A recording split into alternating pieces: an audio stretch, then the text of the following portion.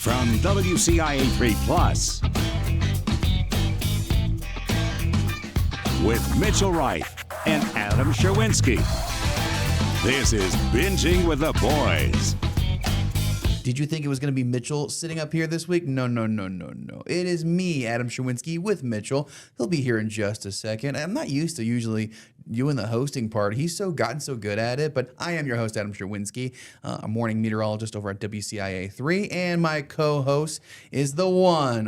He's getting all pumped up over there. The one, the only Mitchell. Preparing. Right. Let's pull him up real quick. There he is. Give me the good stuff. Yeah. Let's pull up his lower third real quick, and bam.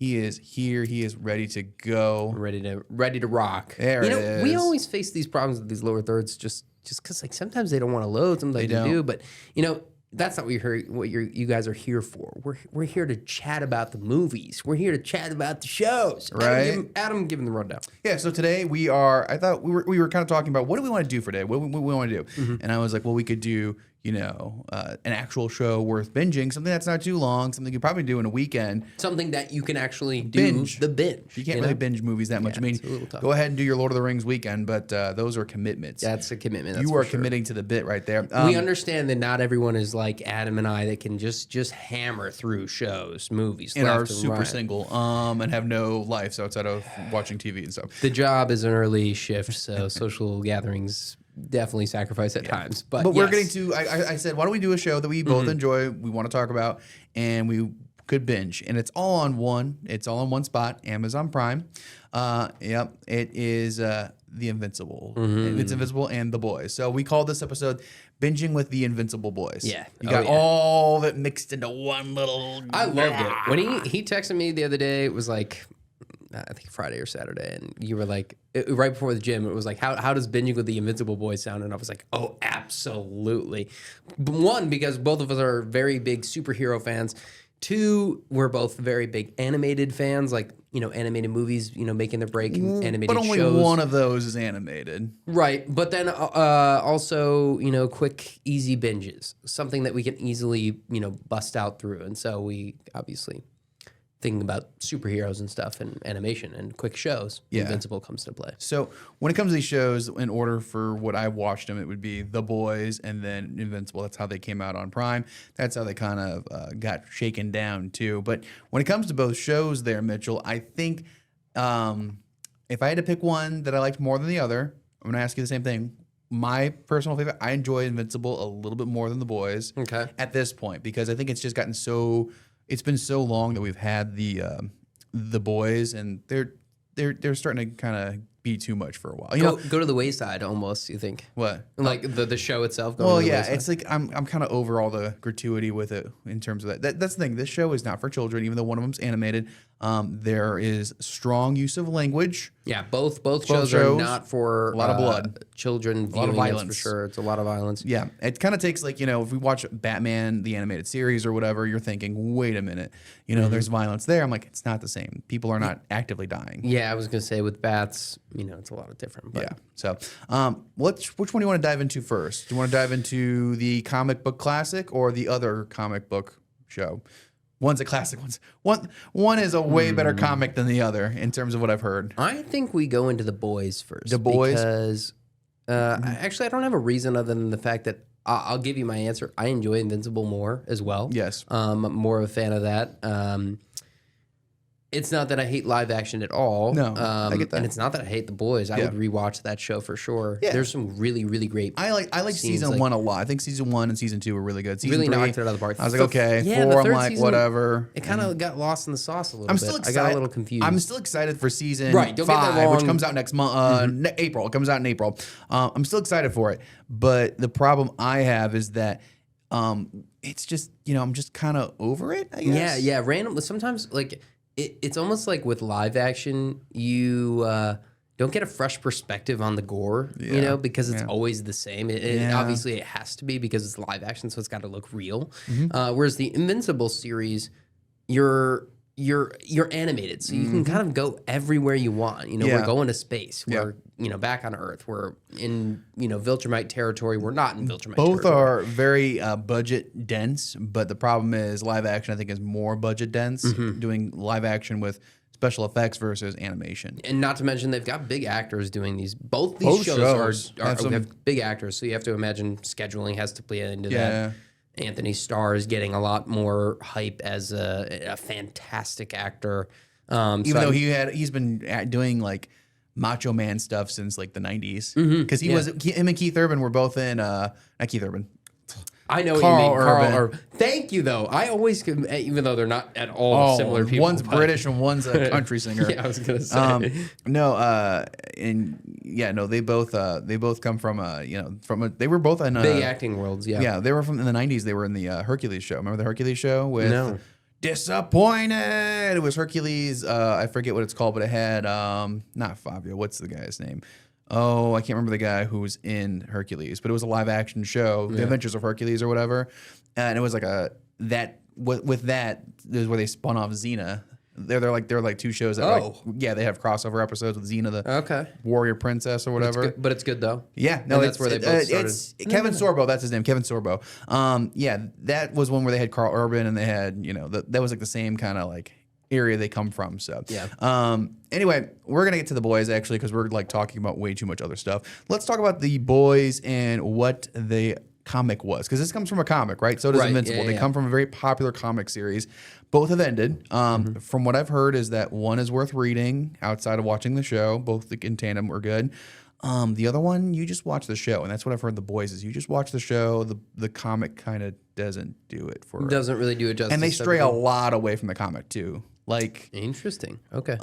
In the movie or in the show. In the show strays away a lot for the better from the comic. Okay. Yeah. Interesting. Like Huey's character is based off of who plays Huey's dad. I can't remember the actor's name. Oh my gosh, he's in Mission Impossible. He plays Benji in Mission Impossible. But anyway, the boys had how many? Well, I looked it up and the internet wasn't working. They only had a handful of they had volumes there. It wasn't Simon Pegg. Simon Pegg. That's who Huey was based off of. Was Simon Pegg. Simon Pegg plays his dad in the TV show. So because they technically play the same character in the sense that like both are named Hugh, right? I think one's Hugh and Huey. One's yeah. Huey.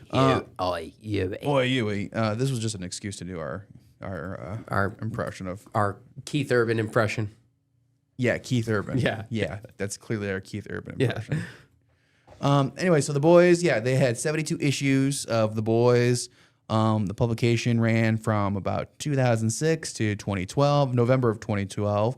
And the main characters are the boys, the Seven, which are like the Justice League, the G-Men, the Vought America, and the United States government. Those are all kind of the factions that are in it. So with this show, it's going to kind of give what the world is. The world of the boys is that if Disney, not really saying Disney, but because they have Marvel. Dropping the big D. I'm not trying to say it, but I'm saying if Disney or any other major company. Right, yeah. I mean, Amazon is the one who has them. And Amazon is one of those bigger, obviously, makers, of course. Yeah, I shouldn't say Disney as in that's what they're going to do, but like Disney has Marvel, and that's what you kind of draw the parallels to. Right, yeah. It's very superhero. It is superhero parallel. Right, so it's the parallel they're trying to make. So anyway, it's as if Marvel was a company that existed that created superheroes, and that world.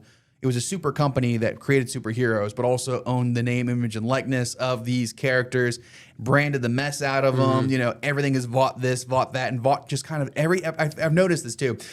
Every episode or every kind of like couple of episodes, you notice that Vought doesn't just do superheroes. They do food. They do marketing. They do, energy drinks. They do you name it. They're branded everywhere. They've got their brand sticking in there, and that's why I say you relate to Disney because they're a big company. Just because they're a big company, not because they would do that kind of stuff. Because they don't do the. No, we don't see a whole lot. We don't see it as we see kind of a big company just getting too big.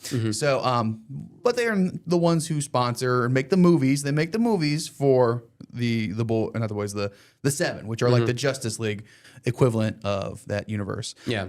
Headed up by Homelander, who is like. Captain America fused with Superman, but not an alien. Not an alien, and is got a very twisted sense of himself. He's very He he's better. He's better than everyone. I am better. I am better. Yeah. So there's stronger. Yeah, faster, You smarter. need me to you save need you. me to save you.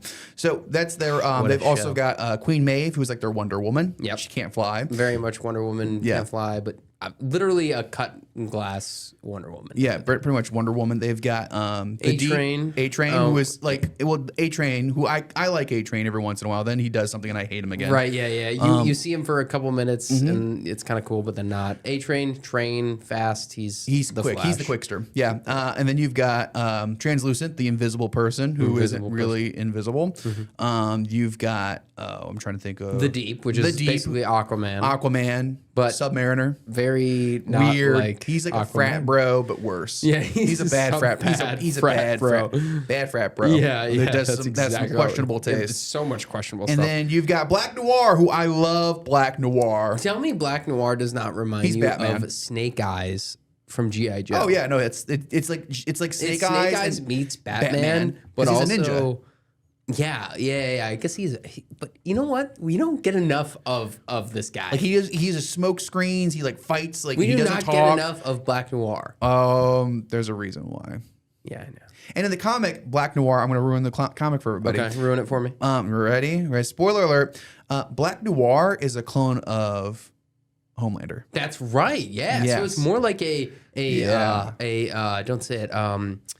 Ultraman.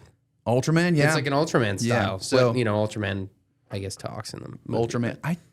Yeah, because Ultraman's what for Superman? Yeah, for Superman. He's Superman's clone. Or Lex makes Ultraman. There's Lamplighter, who's kind of like the Human Torch, and Lamplighter dies, so they add a new character, Annie January, who becomes one of the boys. But Annie January is actually Starlight, which we love Starlight. So we're gonna have about 10 seconds before we go to break here, but we are excited to talk about The Boys. Yeah, The Boys. The It's a Boys. big show, big superhero stuff. So we'll talk more about that one. All right, we'll be right back.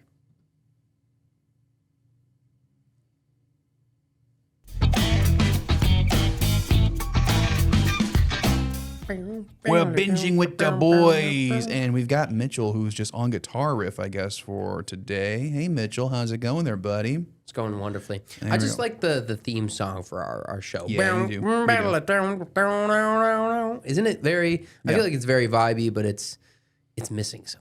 That's okay. We'll figure it out. Let me pull up your lower third real quick. There you Yeah, are. give me a little showing of my own name there. Yeah, Look at that. look Look at at that. that. That's my name. Yeah, you enjoy that, don't you? Don't you? It's good. Anyway, The Boys. The Boys. So we're binging with The Boys, talking about The Boys. So the comic book wasn't really, it was popular enough to make a TV show. And I think it's one of those that people say early on it was good. The topic is good because we were just talking like the setup for that universe. You got these superheroes that are on these movies. And it's not just the seven. The seven are kind of like the big honchos. Right, yeah. But there are other They are groups the- and the stuff, Justice League, like but- other Teen Titan-esque Yeah, kind I of was groups. literally just gonna say, there's Yeah. there's Teen Titans out there. There's Something similar like little, Yeah. I was gonna say Hive, but I guess there's some Yeah. people that could be described as like the DC's Hive, if you will. Yeah. But the whole thing is that Vought owns them. They Right, own their name, yeah. image, and likeness. And Publicity is everything in the show. Yes. Reputation is money everything. from and movies so- and merchandise. And you can imagine, the superheroes start feeling that same sense of like reputation and Entitlement. responsibility and entitlement. Yep. And so Homelander. well, we say too much, he's going to show up. I would be terrified. I'd be terrified. I've actually had nightmares of Homelander. Oh, for real? Yeah, he's probably the one as an adult, the one like fictional character that I cannot. shake. Anthony Starr has an incredible evil smile. I'm sure that Anthony Starr at this point is just Homelander, and Anthony Starr is actually what he's acting. You like. think? Oh well, he's No. also Australian, so No. you can't he can't be hated in his No. like natural voice. It's Yeah. very Australian. I don't know. If you haven't picked up on it yet, the people who are superheroes because of their time in Vought have been corrupted. Homelander is a psychopath, but he is he is the best. No one's better than him, and he will get whatever he wants and will go through anyone physically or mentally or whatever. He will go through whatever he has to. He is the strongest of the seven. I mean, he has flight, he has laser beams, eyes. he's got super strength. Okay. His super durability. Yeah, he's invulnerable like Superman, But but it's a bad rap. It's like if you guys nerds watching Dark Side when he takes over the world, enslaves Superman. It's kind of like that, I would say. Yeah, where I can see Superman that. becomes kind of just like this, follower of Vought. Yeah. But he's not really a follower. I would say he's his own animal. He is a follower in the beginning, but you see, like because the person on the leash is the one who's there for a while. Then again, you have to watch the show. We're not going to go too deep into it. He loses his way, if you will. Speaking of going deep, let's talk about the next character, the Deep. The Deep? Yeah, like I said, he's kind of corrupt in the way that he's very frat bro, like the worst kind of like the aspects of a frat bro dude. He seems like he's constantly living in Homelander shadow. Everyone is. Yeah, but in the sense that like the Deep, he really seeks feels approval. Yeah. He's seeking Homelander's approval. For sure. Every time he does something right, he does 3 things wrong, and so it's like he can never pull himself out of the Deep. He also just seems like he has that sense of like, I don't want to actually help myself, but like find the excuse to dive back deep. Yeah. You know what I mean? Yeah. And then you've got A-Train, who's a star athlete, and then just kind of, just is also in Homelander's shadow, and he's just trying to make sure that not so much that he wants to please Homelander. He doesn't want to get killed by Homelander. I was going to say, because Homelander will kill anybody. He's a D1 athlete that doesn't let there are waves on the team, but he doesn't want to make the waves. He just wants to coast, be the guy he wants to be the star, but not like be the star that does anything to actually help his team. Rocks the boat. Yeah. Noir doesn't talk. Black Noir is terrifying in that regard, but he's actually like really like goofy a and goofy funny dude. Yeah. This the backstory behind in the show. A lot more deep. Black Noir is very sad. Like, kind of. Yeah, and his ending, his reasoning for being so quiet, you could see being tied to some of his trauma. Another character that we have to talk about from the 7 is Annie January. We were just mentioning her. She is Starlight. She's the newest member as we start the series. She just got inducted to the 7 after doing tryouts and all that stuff. Her superpower is pretty cool, actually. She messes with lights and electricity kind of in a way and uses them as power. It's weird because she can take the energy from like the lights in a building and then just shoot it as a beam. Yeah, it's very interesting. And so I think it's interesting because and then her character is actually one of the more morally acceptable ones. Yeah. I mean, she starts to dive and become more of the boys. You kind of see it, she gets a little darker at times because, she realizes what it takes to kind of overcome this corrupt world. Well, and she's been, there is that corruption that you don't see. No one's talking about how Homer wants to kill everybody, and Queen Maeve is a drunk who hates her life, and, Kevin the Deep was trying to, be a perv on everybody. Translucent as well, who's also a perv.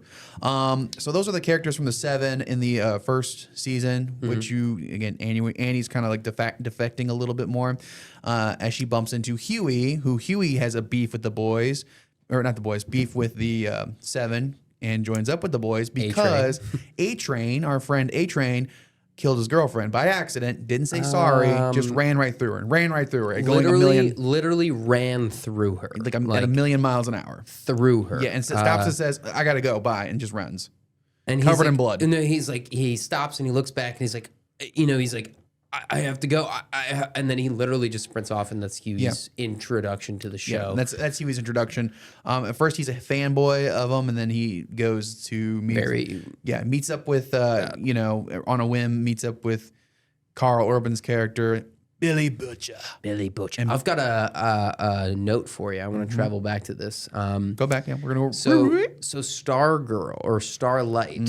What do you think her character is based off of? Because I'm looking for superheroes. Yeah, of real superheroes, like from DC or from. What's that guy? It says it's a DC character. The original character does not have a direct parody for one specific hero, but she's often viewed and rumored to have loose ties to 3 of them, and I have the 3 pulled up. Go ahead, pull them up.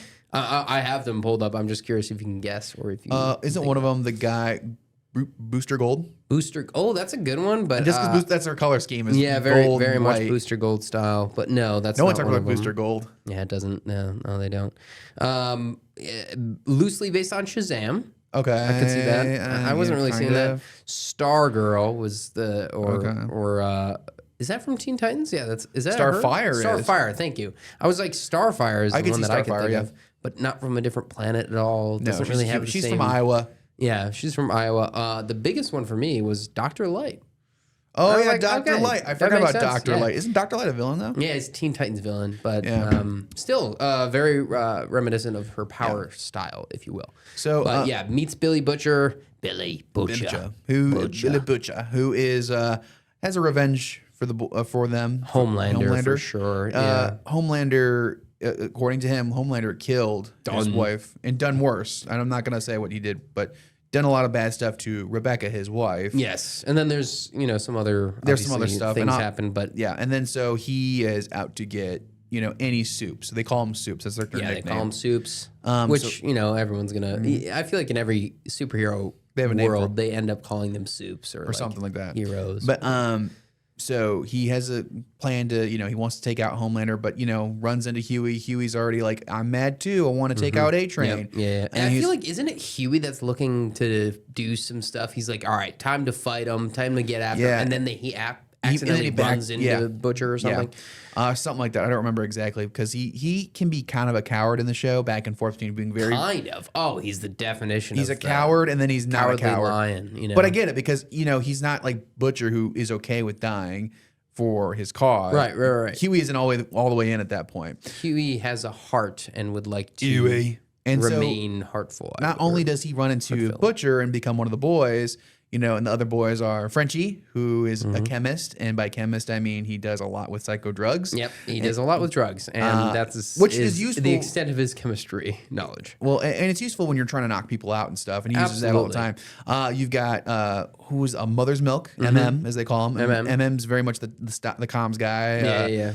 I like MM. He's probably he's one of my favorite characters, especially in the show. Yeah. He's a family man who doesn't want to get roped back into it, but he gets roped back into it by Butcher. And so he gets roped back in. And then there's one more that is introduced later on after a shipment of people who should not have been shipped around. Again, it's a very dark show. You're talking about Kimiko. Kimiko, who I also love. I love her character. She's awesome. Also, the arc between her and that other charter, her love interest, I was like, who is Frenchie? Yeah, they like each other. Frenchie and her end up liking each other. There's not really a whole lot going on there because of this movie or this show is so based around being dark and mysterious that it seems like they don't allow a lot of time for this romance, which makes sense. You don't want the audience to be focused on Karen Fukuhara is her name, and it's funny because she also has another show that's not really huge, but she does the Pokemon Concierge. She's the voice actress that plays the main character in Pokemon Concierge. Oh, really? Very much a dichotomy of two. One's like a show you put on, you take a nap to. The other show is like intense and bloody. She plays a very ravenous character. I mean, she's not ravenous, but she's very like rah character. So. I'm looking at that right now. Pokemon Concierge. She's also in Bullet Train with Brad Pitt and Aaron Taylor Johnson. Yeah. So who else is in it? Got Carl Urban, Jack Quaid, Anthony Starr, Aaron Moriarty, Dominique McElliott, who I think who plays one of the earlier characters, and then Jesse Therese Usher Jr. and Laz Alonso plays MM. You got Chance Crawford or Christopher Chase Crawford, Chase Crawford. Chase Crawford. He's playing the Deep. You've got Tomer Capone, who plays Frenchie. Karen, who plays Kimiko. So that's the boys. They're up against the soups. The soups. I'm just making sure we're good on time because we've got a little bit left. But good going against the soups. And so the whole series of them coming to blows and making sure that while they are trying to take these soups down, finding their weakness and taking them down, which the first one they go after is Translucent, easiest one to kill, which they do. They also don't want to successfully. They also don't want to alert the government, obviously. They also don't want to alert Vought because they're going to send more soups after them, and they don't want to alert Homelander because Homelander does what he wants. Yeah, Homelander is a loose. He's got a very loose leash in every sense of the word. Like, there's no more description needed for that character. I feel like throughout the whole show, they've got a lot of. A lot of scary things that happen with Homelander. We'll keep talking about our boys coming up in just a bit. But we got tossed at a break.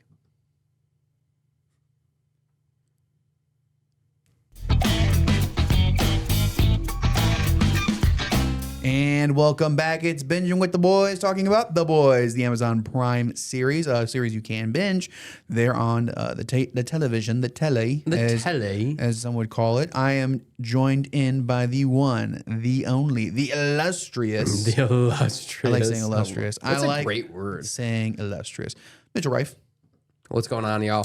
Yeah, today we're talking about The Boys. Today we're talking about, bingeable shows like Adam mentioned. Things that, like, sometimes we talk about movies and it's like, you got to sit down and, like, schedule some time to actually watch a movie. Yeah. Like an hour and a half, like 2 hours. Are you kidding me? Like, who has that And when you're time? binging a show, it doesn't mean to do it in one sitting. You can, but you don't have to. So, we know y'all are going to watch a couple episodes at least. Maybe 2, maybe 3, maybe even say, 4. let's do one more, and then you go to bed at 2 a.m. Yeah. You know how we know. Maybe how you it goes. fall asleep and you wake up and you're on season 2. Yeah, and you're just like, what happens? And then you have to go back and, hey, we get it's it. okay. We get it. It's All right, okay. so we're talking about The Boys, and we want to talk about The Boys because we're doing our episode that is called The Binging with the Invincible Boys. Yes. So we'll get to Invincible in a minute, but back to The Boys. Things that I don't like as I watch more of it. And there's also this thing called Gen V, which is kind of a spin-off series that takes place at a university with 4 superheroes. Some of which that join the 7, like Kevin did the Deep. But it has, some of those characters from The Boys. That's right. His name is Kevin, right? Oh my God. That's how I remember because I watched Gen V the other day to kind of catch up on things. Man, the first Kevin I just don't respect.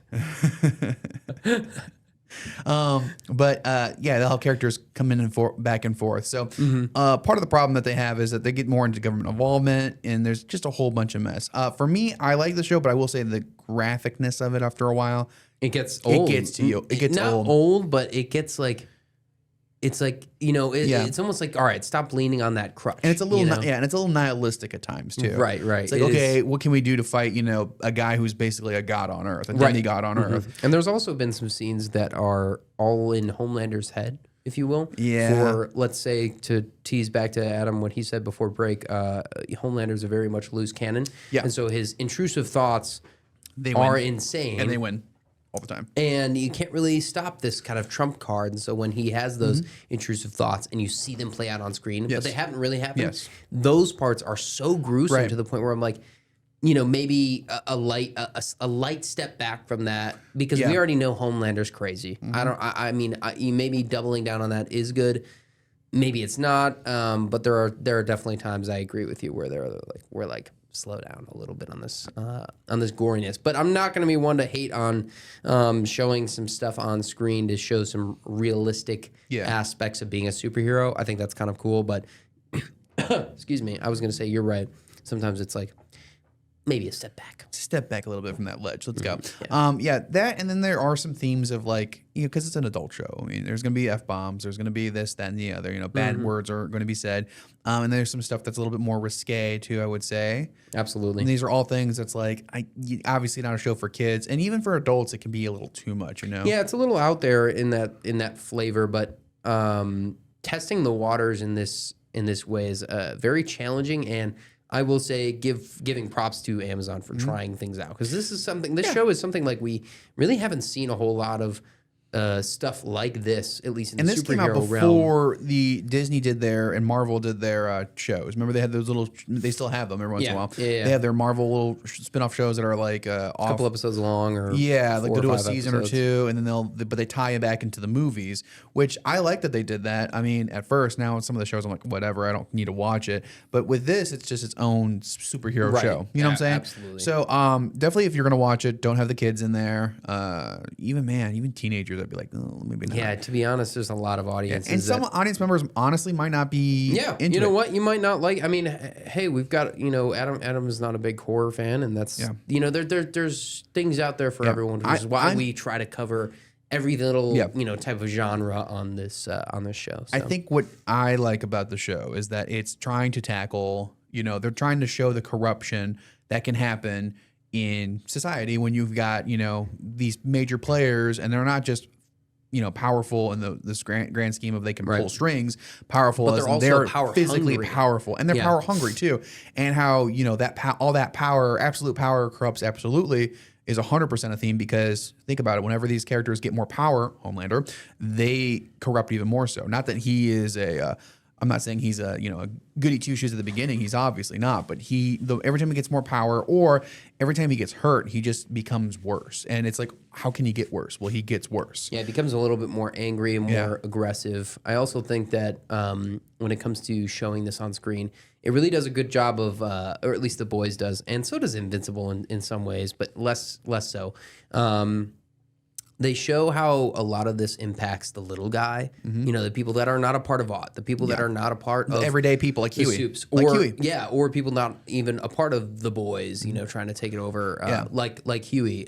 You know, he's one of those characters that, even though he's a part of the boys, he always feels like he's on the outs. You know, he's still trying to like live a normal life in some realm with, you know, his love interest. So yeah, I think that's important too, to kind of show in these darker shows, more hard hitting, to, you know, show how the little guy is kind of affected. Yeah, no, it's also these. Man, you are. I gotta get a cue from you for when I know. go back and forth. I'll cue you. Cut to that. Yeah, we've got a couple more minutes here, but we do have 6 more minutes. I had to do math in my head. Yeah. But I will say that it does give hope too, because there are a couple characters that have redeeming moments, and you realize why they are the way they are. A-Train has a couple moments where, even though I'm like, I want this character gone off the chessboard, you know, he has moments where he does the right thing, or he helps the boys in the way that he does not want to get, you know, on Homelander's bad side, obviously. Yeah. They also, every season is an arc, you know, obviously. So they finish off the first season of like, oh, what really happened to Rebecca? What really happened there, which is big. Gosh. And Homelander has a son. Let's go with that. All right, we're going to throw that out there. Okay. Sorry. No, spoilers. That's you got to know about that. So that's where that line comes from that Adam didn't finish before. Oh, Yui. Homelander done stole me kid and nicked me wife. Womp, womp. So now we just spoiled Rebecca does die. Yeah, Rebecca does. That's season 2. But that's 2. Yeah. So you got a ways away. But they introduce characters every season. So like a character that shows up in one season may not be in the whole show. Season 2, I'm pretty sure, is not Soldier Boy, Stormfront. Stormfront gets introduced, and she's only there for one season. Oh my gosh, that character is crazy. Soldier Boy, who is 100% Captain America, but like literally the worst Captain America ever. Who's done by one of the guys who was Jensen Ackles. Jason Ackles, he does a great job. Jensen Ackles. He's a guy that's always been eyed to play Batman, if you can believe it. Yeah. But yeah, he played Dean Winchester in the Supernatural series. Dean, yep. That's where you guys might know him from, fans of that show, watching that. I watched that from when I was a young kid. But yeah, he plays Soldier Boy, and kind of just another terrifying character. He's less so than Homelander. Well, you can. It's funny because Captain America doesn't have a lot of that. Like, hey, he's from the 40s and now he's in the 2010s. You would think there'd be a lot of issues with that. I think like, that's a emotionally missing moment in Marvel. Oh yeah, where it's like, hey, he maybe has some preconceived thoughts that, you know, Captain America doesn't have. I mean, Steve Rogers comes out and he's like, "Oh, this is really weird. This is strange. I don't like it."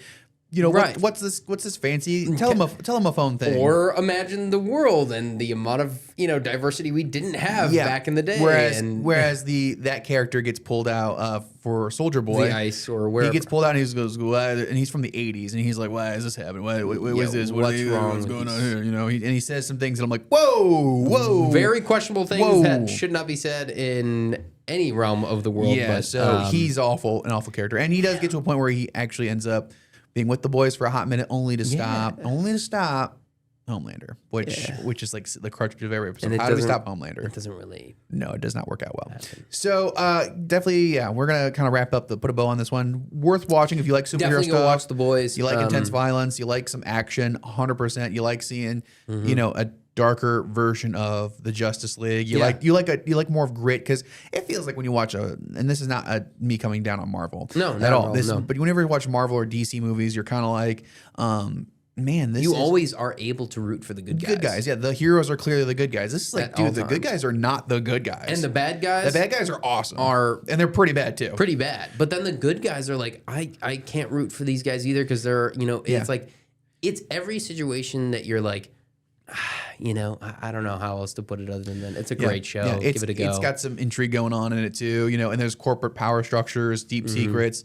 So definitely take a watch of it. And if it's just too much for you, totally understandable. Understandable, absolutely. It can bog you down, and sometimes it can. I think the later seasons aren't as good as the first 2 seasons. To be honest with you. And if it gets to you too crazy, you can always, you know, throw on something Marvel on Disney Plus, where you know the guys are going to win at the end. So. Hey, let's talk about a different show. Let's get right into it. Let's talk about one that's not as dark, though there are some nihilistic tones. The Invincible, the boys. Yeah. So the Invincible, which I think had a better comic book run initially, that is a comic done by, if I'm going to look it up real quick, that is done by, it's still ongoing. Well, some of the series is ongoing, but the publication dates are from 2003 to 2018, 144 issues, 25 volumes, and it is, I believe, a Marvel. If I'm correctly, he is a Marvel. Not like the Marvel Cinematic Universe, but like is owned by Marvel on its own thing. You mean Invincible is owned by Marvel? I believe so. I don't remember. But I will say that it is done by Robert Kirkman, written by Robert Kirkman. And yeah, now is a series produced by one of the producers is Seth Rogen. So who is also a character on the show, one of my favorite side characters on the show. He's also a character. Yeah, and it's a good character. So this one's different. It's not about, it's about superheroes, obviously. In this world, superheroes exist. The government kind of has their role with them too as well. There's government agencies that use superheroes that, but it's a little bit more regulated than just a private company doing it. So yeah, they're not owned at all by Marvel or DC. I thought they were. No. I'm wrong. I stand corrected. No, yeah. I thought the same thing, to be honest. But yeah, what a great show. Yeah. This is one of those bingeable shows that you can watch, honestly, over and over. I think it falls in First line season with Teen Titans. I think it falls in a line with... well, the animation kind of looks a little bit like that because they're trying to go for the comic book. I just mean like the engagement. Like I was so engaged with Invincible as much as I was with Teen Titans. I'll put it on the same... No, I guess I can't. I was going to put it on the same realm as Young Justice, but Young Justice does... It carries a different heart, that's for sure. So the story is about Mark Grayson, and his father is Omni-Man, who is the world's bestest hero. No, we didn't meet Dick Grayson. No, he's not a Robin. No. But his father, Nolan, is also a fiction writer too, as well. That's his side hustle when he's not being Omni-Man, which is weird because he doesn't have to wear. He never wears a mask. He just has to switch out his shirt and tie. You look at Clark Kent. He's wearing glasses instead of the face. Yeah, the but glasses changes the way you see. He doesn't even have those. He just has. He just changes up from a sweater vest to that's true. Omni-Man suit. And there are days where he's even wearing like a red turtleneck, and you're like, you're playing into that a little crazy. And his mom, Debbie, they all live as a little family. He's a Viltrumite, Mr. Omni-Man. He came in one day and said, I'm a superhero, man. I'm here to help Earth. And, out of the goodwill of the Viltrumite Empire. It already sounds really sounds fishy. I'm going to switch it to Cam 1. Sounds a little sus, to be honest. Yeah. Let's be honest. So, he's here to help the Viltrumite Empire. And this is, before they get really into because everything starts at medias res at the Capitol. Or not the Capitol, at the White House. Meanwhile, there's also this group called the Guardians of the Globe. The Guardians of the Globe are the best superheroes on Earth, from Earth, by Earth. Except for they think they've got a... No, they don't in that yet. They've got some characters that are really here and there, but they're mostly Earth. We'll get into it anyway.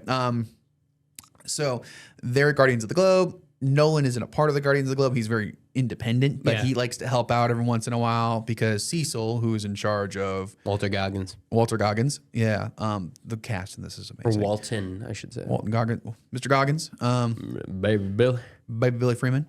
It's my other favorite character he plays, and the Ghoul in another Amazon Prime show. Anyway, so they have Guardians of the Globe. They're like the Justice League, basically, or whatever you want to call them, the Avengers. Nolan very similar. Nolan works outside of that, but has ties obviously to them. So there's that. That's kind of the world they're in. There's other groups that are also kind of working like Teen Team and whatever. Mark is just an average kid, high school kid. His dad's a superhero, doesn't have his powers. The first episode is like, hey, he finally gets his powers, stands up to the school bully who's been bullying him for forever. And, from there, he kind of runs into another student named Eve Wilkins, who ends up being Adam Eve, who's got some really cool powers. Yeah, absolutely. I love Eve's power set. It's like Jean Grey meets like... She can take any molecule and do transfiguration. So she can take air and turn it into plastic. She can take a water bottle and turn it into the Taj Mahal, just a mini version of the Taj Mahal. I just threw that out as a random thing. But yeah, so really cool stuff. Jillian Jacobs. Yes. I realize we are got to go to break real quick. We'll get more into the boys here in just a second.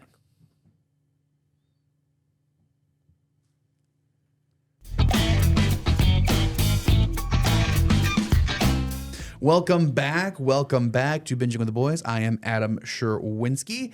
I am your host for today. Usually it's Mitchell, and I went over on time a little bit. I'm so sorry about that, guys. You know, when it happens, it happens. It happens, I know. But this is my illustrious co-host for today, Mitchell Rife. There he is. He likes using the word illustrious. I like that word. It's a good word. Should be our word of the day. But yeah, we are talking Invincible, great cast. This honestly, I'm just flipping through like Clancy Brown, Jason Mantzoukas.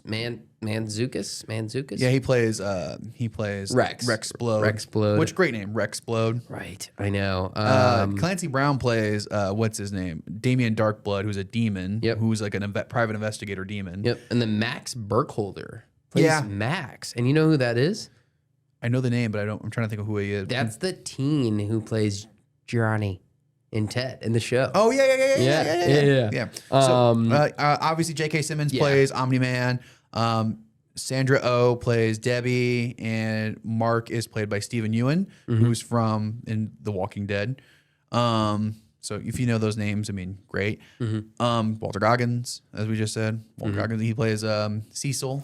And Walton Goggins is a huge... He's big right now. You know, he's a big name. Yeah, I watched him before he got big, though, just saying. You probably have seen his GoDaddy website advertisement for GoDaddy.com. He also had a show on CBS. I think he had a show on CBS at one point. Or was it NBC? I could see it, though. But he's a very... He's been in a lot of stuff lately.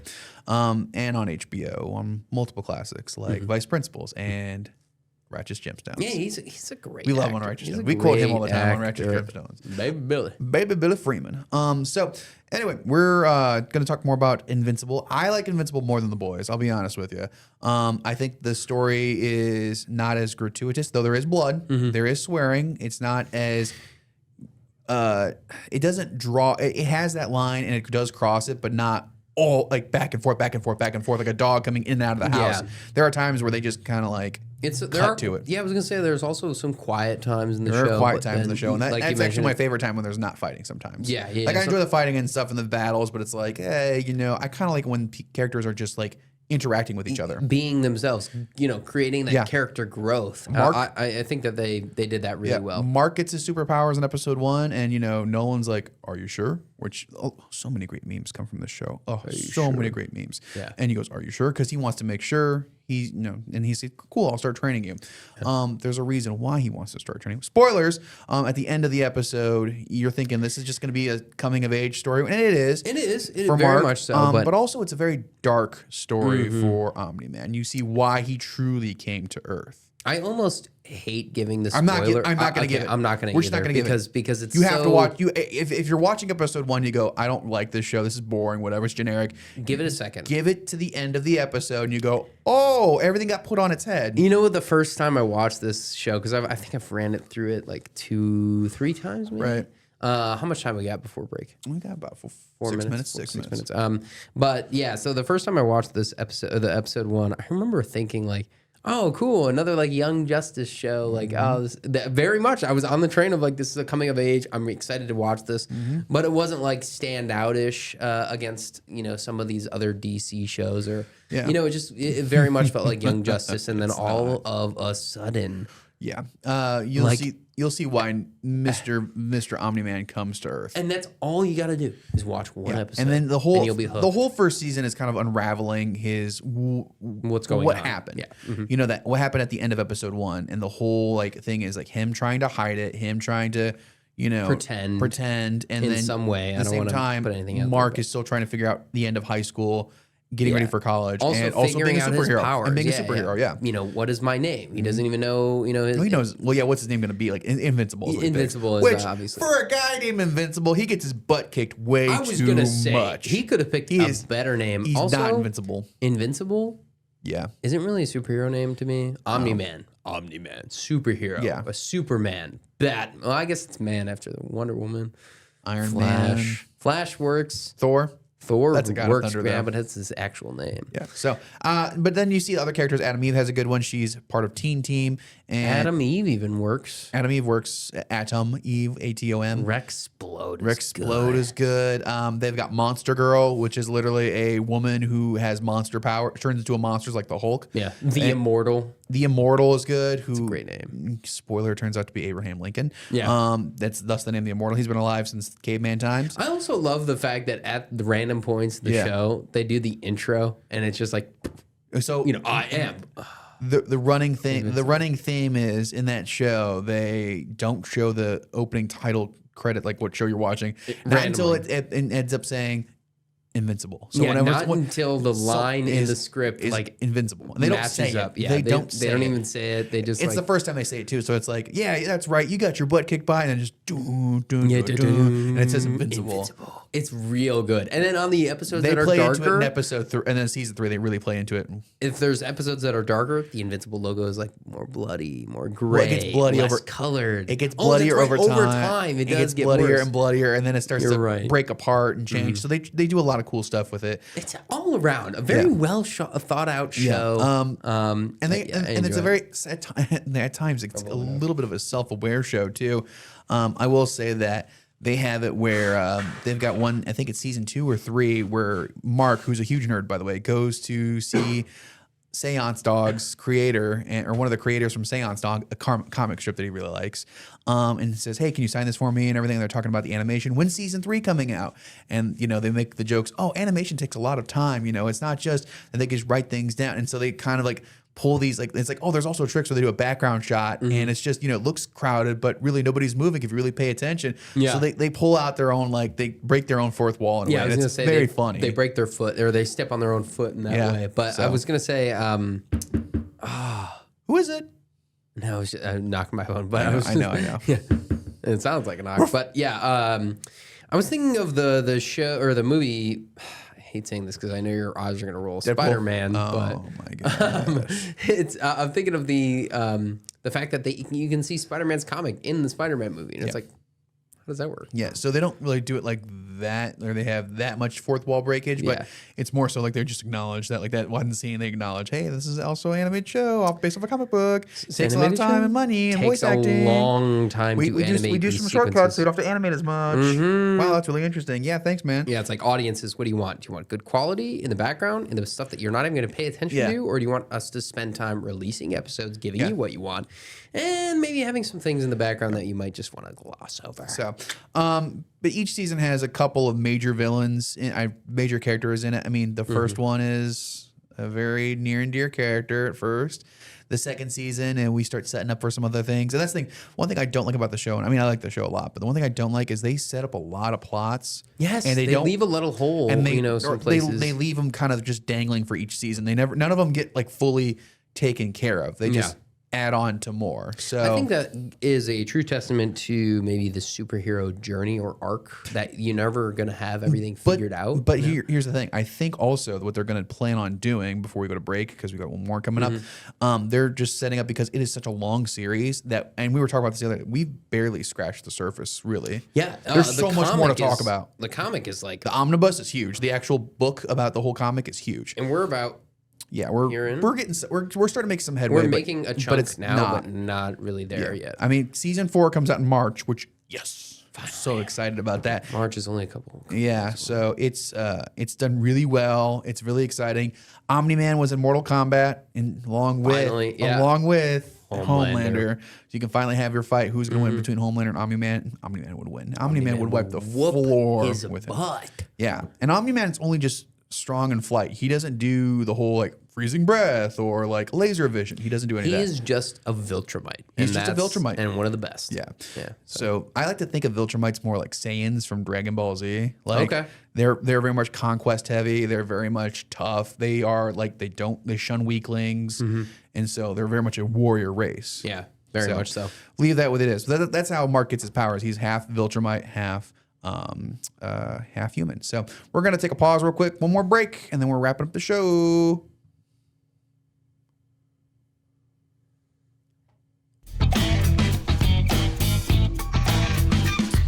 we got a pretty quick break right now, but we're going to have to kind of wrap up pretty soon. It's me, Adam Sherwinski, hosting, along with Mitchell. All right, final thoughts on Invincible, because we could gush about it all day. We should have done just a whole show on one thing. Honestly, we could have. And one of our managers asked us, it was like, what was your last episode after Disney Renaissance? And we were like, Iron Lung, only one movie. We talked about a movie for an hour long. Yeah, we can do it. But wrapping up Invincible ideas for me, I just think overall it's a really good show. Overall, it has a lot of dark themes. So if you're not of that age or you can't handle it, maybe have a parent by. Definitely, I know that sounds so kiddish, but this show definitely does push some limits. This show is got really good. Got some really good stuff. I cannot wait for the next season.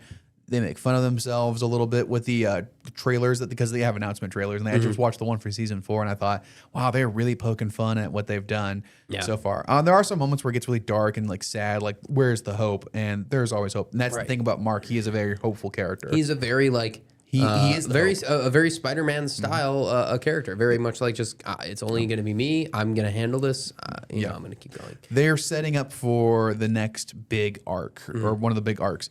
They've already done it where they've had the parallel universes. They pulled that out. They pulled a bunch of other stuff. But now they're pulling out finally the war with the Viltrumites. Yeah, finally. It's something that we've all been waiting for literally 4 seasons or 3 seasons. We've met a few of them already.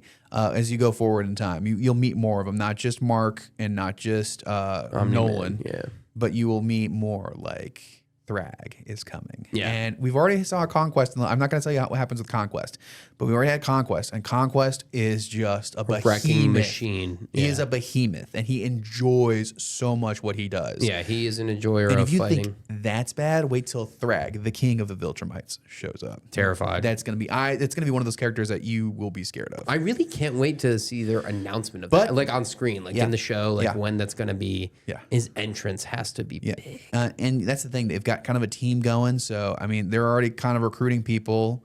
My favorite character, one of my favorite characters, Alan the Alien. He's already getting ready. Isn't that Seth? Seth Rogen. Seth's character? The guy who plays, I think, Optimus Prime. His voice is Optimus Prime. He voices Thaddeus. He's going to be a part of the fight. They've got a couple people from Earth.